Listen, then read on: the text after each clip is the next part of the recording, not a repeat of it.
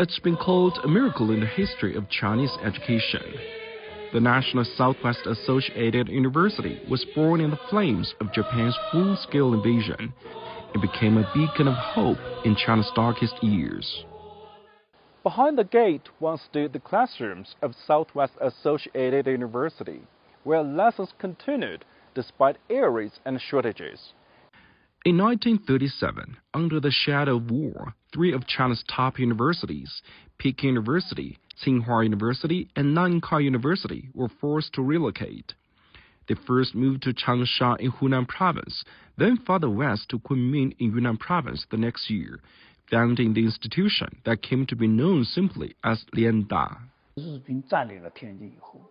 After the Japanese army occupied Tianjin, they bombed Nankai University mercilessly. They also seized Peking and Tsinghua. At that moment, Chinese higher education faced a struggle for survival, a matter of life and death.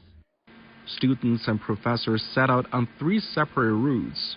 One group trekked over 1,600 kilometers, a journey later remembered as the Long March of Education.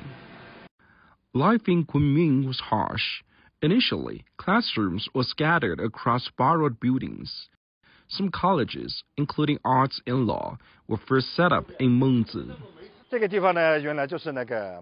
This site was once part of the Mengzi branch of Southwest Associated University. The second floor of this building housed the professors' dormitories, while the first floor was for male students, and the cafeteria was here. Japanese bombing was a constant threat. This room once echoed with the voices of future scientists, writers, and leaders. When air raid sirens sounded, they would grab their books and head for the city's outskirts, what they called running the alarm.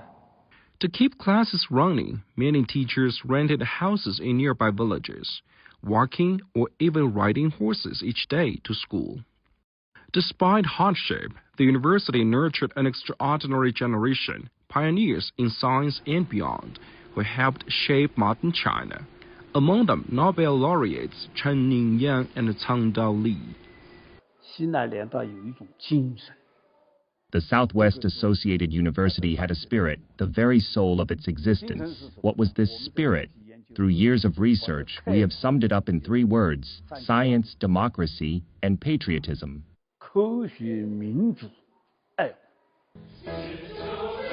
Professor Wu says the spirit is vividly captured in the university's anthem.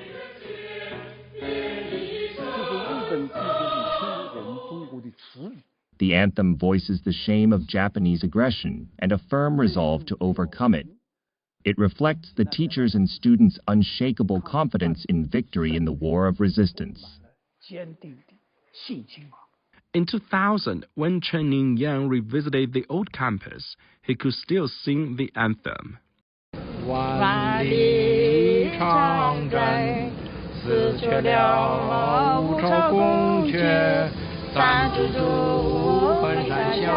Lianda dissolved in 1946 as the 3 universities returned north after victory, yet it had left its mark on the whole effort. At that time, many students put down their pens and took up arms heading to the battlefronts. Later, when the Chinese Expeditionary Force went to Myanmar and the American Flying Tigers arrived, there was a great need for translators. A significant number of students served in that capacity. Though the university lasted only 8 years, its influence endures. In Mengzi today, community programs like the South Lake Night School continue to honor its legacy of open education. This night school is not only a continuation in form, but also a living heritage.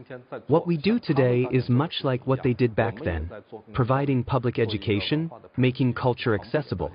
I think this is truly meaningful.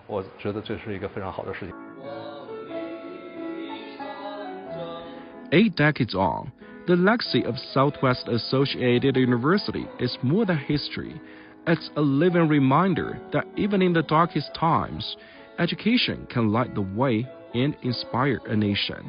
Jinghao, CGTN, Yunnan Province.